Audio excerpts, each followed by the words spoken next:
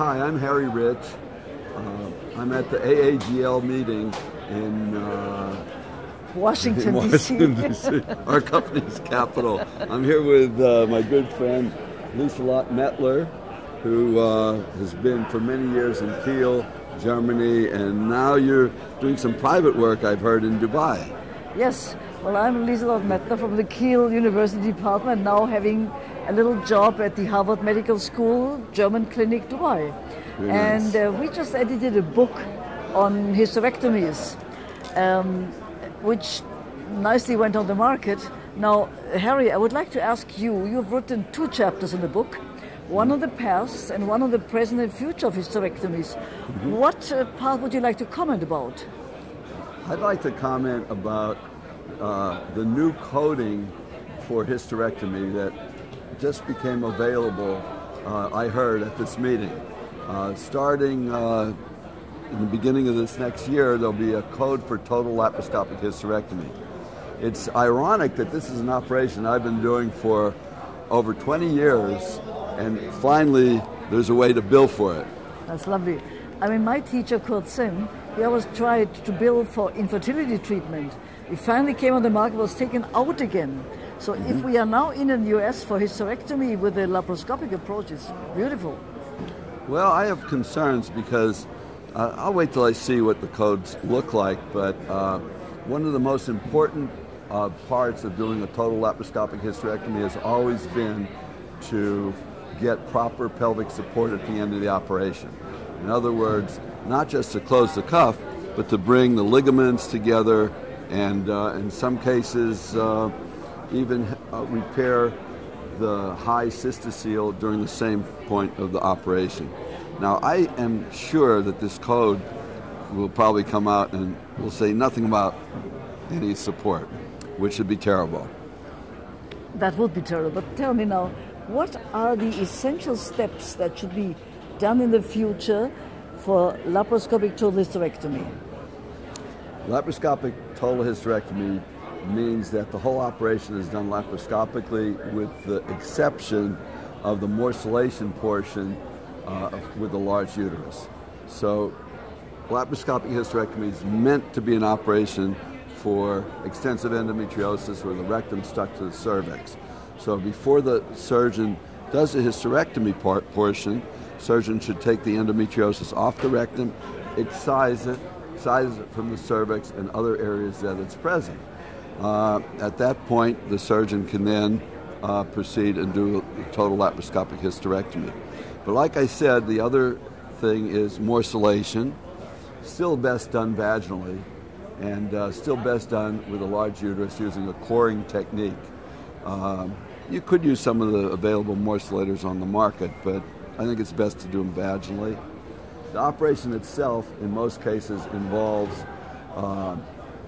bipolar desiccation of the major blood supply of the uterus. That means the artery between the uterus and the ovaries, or the artery to the ovaries.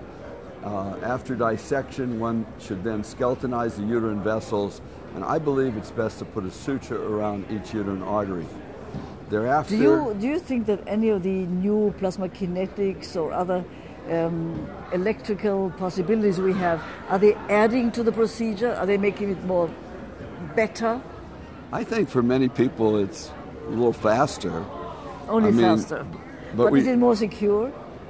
I think you could use the Kleppinger bipolar forceps from the early 70s. Probably works almost as nice, but I've seen some of these new devices where the bipolar is applied and the pedicle is then cut right with one instrument. I think that's quite nice.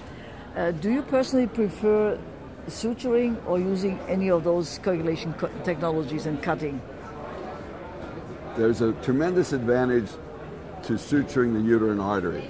Namely, if you look with the cystoscope at the end of the operation and there's no urine coming from one ureter, you could always go back and take off your suture. If you've used bipolar, forget it. You need to do an implantation of that ureter if you injure it. Now, you mentioned that majorly for endometriosis, the TLH has a good indication. But do you see other indications for TLH? I think with the large fibroid uterus, most gynecologists don't feel comfortable doing that operation vaginally. I stress that if you could do a vaginal hysterectomy, you should do a vaginal hysterectomy. And everyone has different limits for the vaginal approach. Now let me put one final question. What kind of hysterectomies are in the future, in your estimation, going to be done by laparotomy anymore? Well, not many.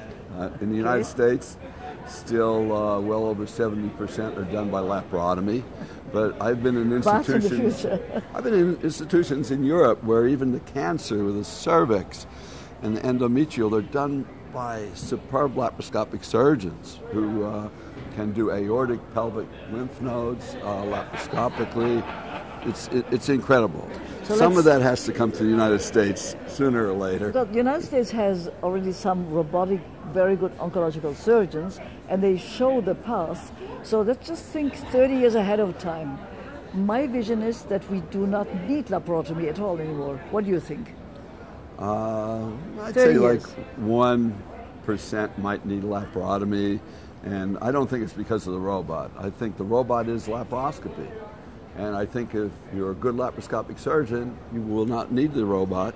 And I foresee that some of these great robotic surgeons will, in the next few years, stop using the robot too, as they learn how to suture without it. They will use robotic instruments, as we have at this AGL meeting presented, to a cheap way, without the 2 million Da Vinci, right?